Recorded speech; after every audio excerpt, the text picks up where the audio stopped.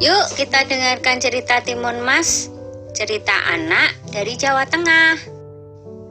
Pada zaman dulu kala, hiduplah sepasang suami istri. Mereka adalah petani yang tinggal di sebuah desa di dekat hutan. Mereka hidup bahagia. Sayangnya, mereka belum dikaruniai seorang anak. Setiap hari mereka berdoa kepada Yang Maha Kuasa agar segera dikaruniai seorang anak. Suatu hari, seorang raksasa melewati tempat tinggal mereka. Raksasa itu kemudian memberi sebuah biji mentimun. Tanamlah biji ini, nanti kau akan mendapatkan seorang anak perempuan, kata raksasa. Terima kasih raksasa, kata suami istri itu. Tetapi ada syaratnya. Pada saat usianya 17 tahun, kalian harus serahkan anak itu kepadaku, saut raksasa. Tanpa pikir panjang, mereka segera menerima biji itu dan menyetujuinya. Suami istri itu kemudian menanam biji mentimun itu. Setiap hari mereka merawatnya dengan baik. Beberapa bulan kemudian, tumbuhlah sebuah mentimun yang berwarna keemasan. Buah mentimun itu semakin lama semakin besar dan berat. Ketika masak, mereka memetiknya. Dengan hati-hati, buah itu pun mereka potong. Betapa terkejutnya mereka, karena di dalam mentimun itu ada seorang anak bayi perempuan yang cantik dan lucu. Tahun demi tahun berlalu, Timun Mas tumbuh menjadi gadis yang cantik jelita. Kedua orang tuanya sangat bangga padanya.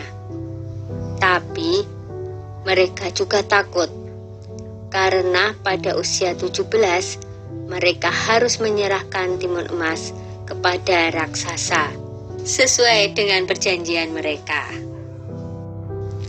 Ketika Timun Emas berumur 17 tahun, si raksasa datang. Pak Tani berkata, "Tunggulah sebentar, Timun Emas sedang bermain. Istriku akan memanggilnya."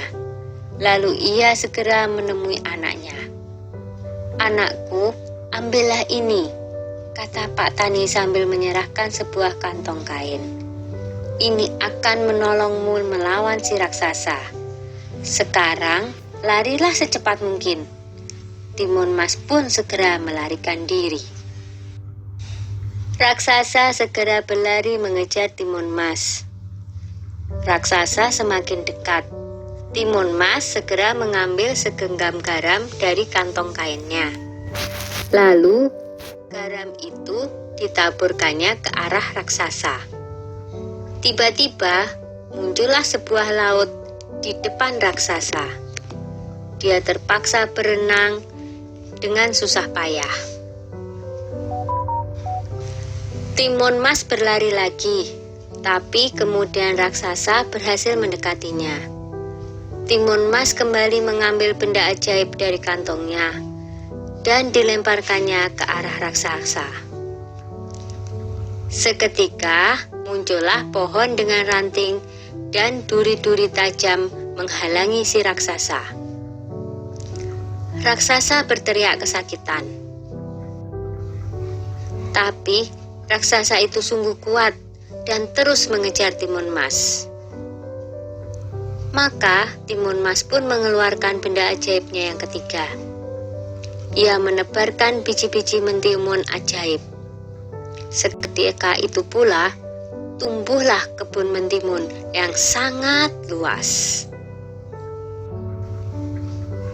Sampai akhirnya Timun Mas melemparkan benda ajaib terakhirnya, yaitu segenggam terasi udang yang berubah menjadi danau lumpur yang sangat luas. Raksasa itu akhirnya terjerembab di danau lumpur itu dan tak bisa lolos lagi. Timun Mas selamat dari kejaran raksasa. Timun Mas pun kembali ke rumah orang tuanya. Ayah dan ibunya sangat senang melihat Timun Mas berhasil selamat. Sejak saat itu, mereka hidup bahagia bersama-sama. Sudah dulu ya cerita Timun Masnya. Jumpa lagi.